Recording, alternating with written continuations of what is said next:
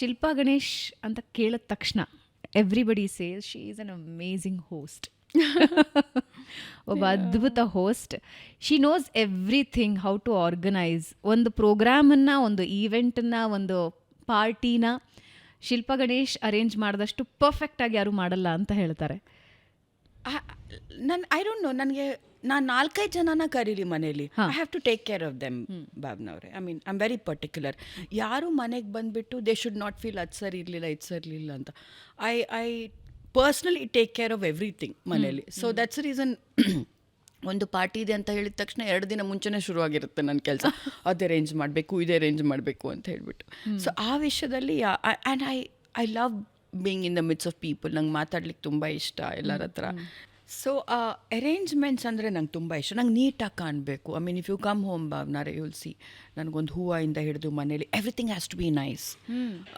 ಸುಮಾರು ಜನ ಏನು ನಿಮ್ಮ ಮನೆಗೆ ಬಂದರೆ ಒಂದು ಹೋಟೆಲ್ ಥರ ಎಲ್ಲ ಸೆಟ್ ಆಗಿರುತ್ತೆ ಅಂತ. ನಂಗೆ everything has to be I mean ಚೆಂದ ಕಾಣಬೇಕು ನನಗೆಲ್ಲ. ಎಷ್ಟೋ ಜನ ಹೇಳಿದ್ದಾರೆ ಈ ಹೋಟ್ಲಲ್ಲೆಲ್ಲ ಸೆಟ್ ಆಗಿರುತ್ತಲ್ಲ ಹಾಗೇ ಇರುತ್ತೆ ಯಾವಾಗಲೂ ನಿಮ್ಮ ಮನೆ ಅಂತ.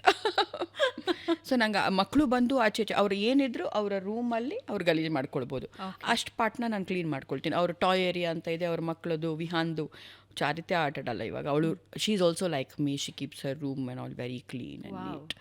ಸೊ ವಿಹಾನ್ದೆಲ್ಲ ಟಾಯ್ಸ್ ಏನಿದೆ ಈವ್ನಿಂಗ್ ಅದನ್ನು ವಾಪಸ್ ಹಾಕ್ತೀವಿ.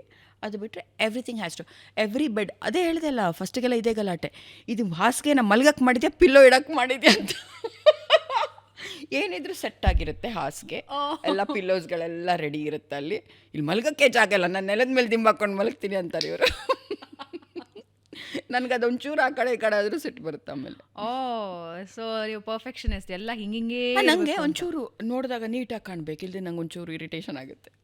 That will be like jugalbandi every time. ಇವರು ಮಲ್ಗೋ ಕಡೆ ಎಲ್ಲ ಯಾಕೆ ಇಷ್ಟು ತುಂಬಿಸಿಡ್ತೀಯಾ ಅಂತಾರೆ. ಅಂದರೆ ಇದು ನೀವು ಎಲ್ಲಾದರೂ ನೋಡಿದ್ದ ಅಥವಾ basically you are like that? I have always been like that. ನಂಗೆ ಬಾತ್ರೂಮಲ್ಲೂ ಎಲ್ಲ ಕಾರ್ಪೆಟ್ ಎಲ್ಲ ಇರಬೇಕು, everything is like neatly done.